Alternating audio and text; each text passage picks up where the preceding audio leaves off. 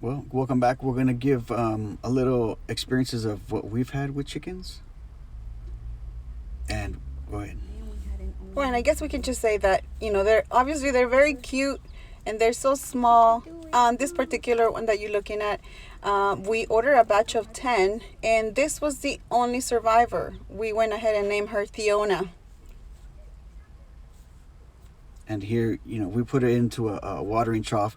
We put the chicks in there so we can put a heat lamp and some shredded paper for their footing or bedding. And it keeps them pretty warm. So in my case, having baby chicks, it was an area to escape my current situation. I went ahead and had several foot surgeries within 2-year period. So for the existing chickens that we have outside, I kind of felt not connected with them because my husband was the one taking care of them. But bringing a new flock or new chicks kind of gave me something to do. So in this case, my husband's at work and I'm just rearranging the area, prepping it. And he had asked the neighbors to get him some shredded paper, and we use that as bedding, especially when they're babies. They go through it so much. And we got replacement for the ones that didn't make it. So we ended up with 20 additional chicks in addition to Fiona, the one survivor from the previous batch. So we had 21 babies, and we thought that this container could house them pretty well. So in this case, I want to feel that I can still do some things, and I know if it were up to my husband, he doesn't let me do anything, as he just wants to keep me from getting hurt or pushing myself too much. But for me, it's also important to feel that I can do a few things, even if it takes me double or triple the time. So this kept me pretty busy. It's not that I don't want you to do it. I just want you to be careful. Yes.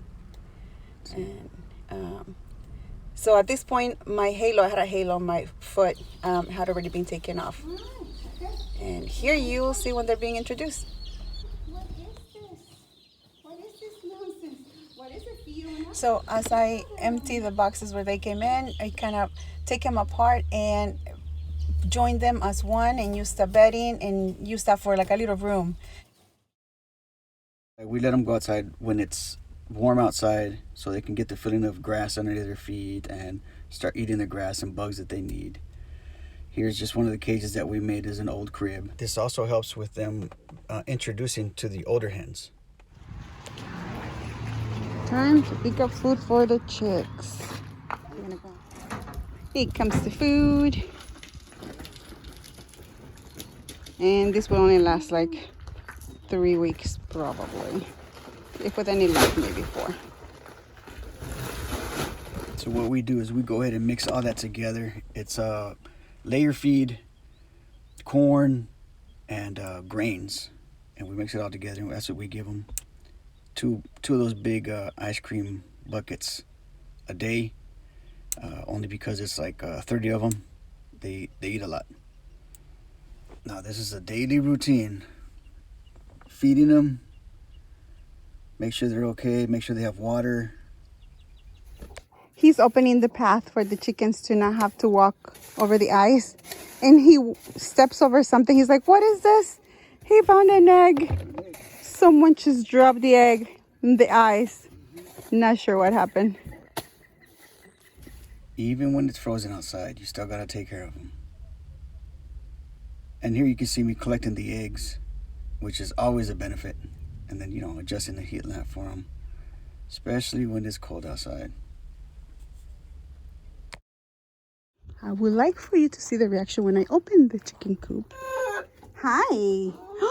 Hi. You guys didn't go outside? Oh, Daddy's so mean. I got something for you guys. They're little victories that you have to celebrate. This thing was frozen shut, and I've been struggling for the last several minutes because I figure I need to give them fresh water.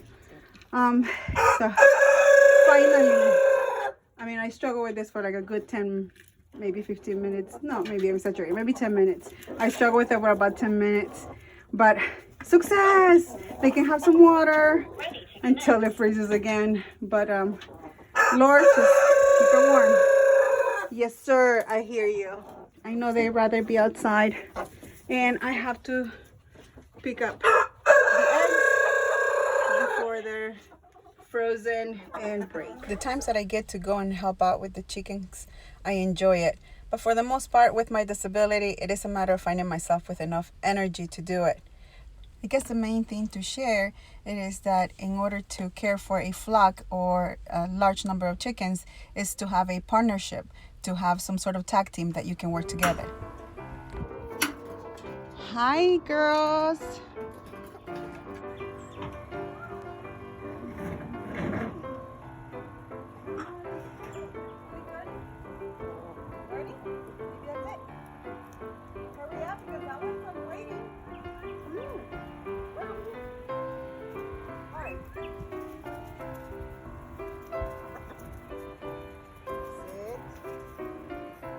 Now to get Weddle the way he is now, without chasing him, it wasn't easy. It took some training of him getting to know what the chicks were and how important they are to us.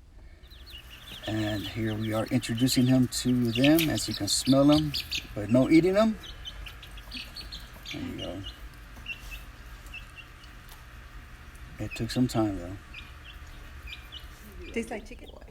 Here is just Baby, so cute. a jealous dog. Baby. She's a baby. Look at the baby. Look at the baby. Oh, it's so cute. Yes, yes. Oh, it's a good boy. Oh, is it, baby? So cute, that baby. No, it's so cute. You're pushing hard. The baby. The baby is so cute. You pull sores too. I got you, man. I got you. Yes, yes. Ah, good boy. Good boy. Let me touch the baby.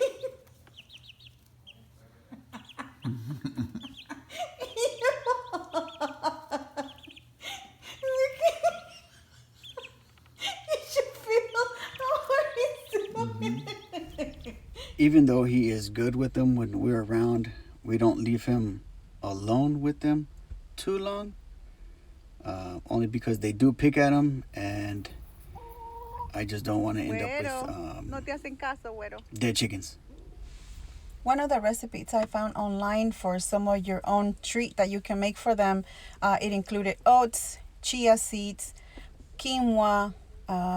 I crushed some of the eggshells and make it very small to add it into it too. And anything else that we have that we can give them leftover food. But this is what in this particular case I put together. I also added flaxseed and I think some corn tortillas that I added to this batch. So they seem to like anything different than the typical food that we give them. For those of you that have your own chickens, do you guys make a mix? And what is it? Go ahead and comment below. I mean, we're willing to try different things, and I think the chicks like it regardless.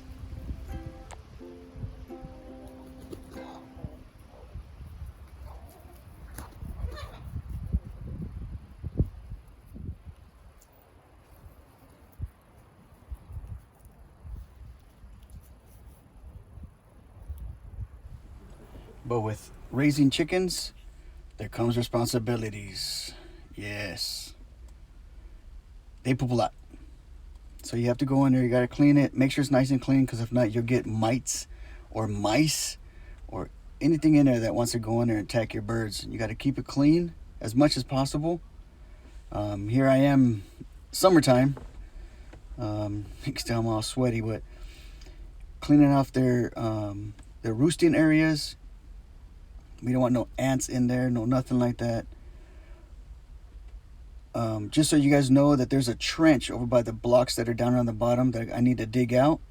Because if not, it'll flood. And to keep that from happening, I dig a trench. Make sure it's nice and clean. But if you look at the soil, you see it's gray. we dump our ashes in here that we use or that we get from our wood furnace, so that for one, they can give themselves a dust bath, and also it's not all just muddy. What kind of ideas do you guys do in your chicken coop to keep it clean? I know it's a lot of work, but also it's rewarding. Yes, it's rewarding to see that they're clean. There's nothing attacking them. You're keeping them safe. And there's that trench I was talking about for the rainy season. You know, we don't want a lot of water in there. Stepping on water, it's not good for them. If you notice, we have footage from a camera that we have inside. We kept on having dead chickens. We couldn't protect them from everything. He had put a gate outside, and you're gonna see this little uninvited, what would you say, guest or intruder. Yep. That would come in for the food. And well, my husband makes sure that that was his last supper. And between him and the dog, I think they're like 2 for 3. And unfortunately, that's not the only predator that we get. We get them in the nesting boxes.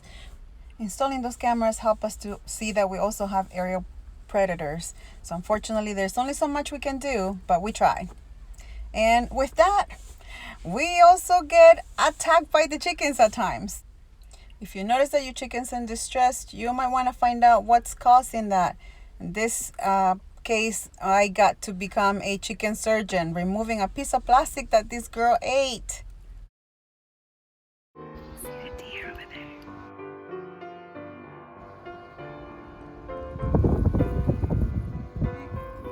Oh, this one's on the outside of the fenced area. They got in trouble. Whereas she comes back in this little hole where she snuck out. So he's over there fixing it. I think we need to make more boxes. This brown girl was on that 3rd box. And it's like a waiting area. And look at this too. Like rooming right now. They're like, dude, stuff has to happen. Oh my goodness. Eating. They're like, excuse me. We have a load. Well, there's already a bucket there. Oh, I don't think it's gonna. I'm gonna have to put it over here. I'm gonna have to screw it into this over here. Alright, see what we can do here. Let's see how much trouble we can get into. Whoa.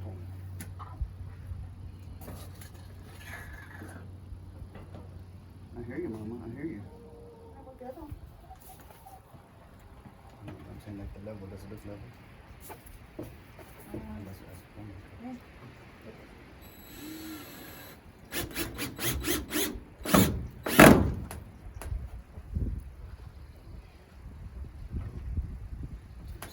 Put another basket right here for one.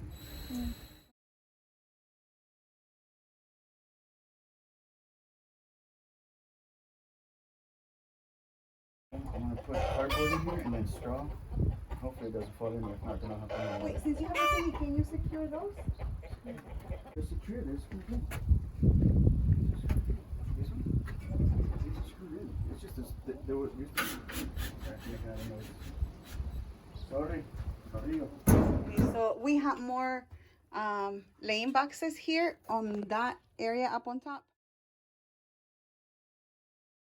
But because this is their sleeping area, they just started kind of nesting on top to sleep, and it started getting full of poop, and they weren't really laying on them. But since we have added more girls, and now they seem to be fighting over room in the boxes, so that's already in place there. This is makeshift the way that it came with the coop when we got it. So we just added this 2 that were on that side, which were 3 at the time. We broke one off. So if we need to add one more, there's still the room for it. See, adding cardboard.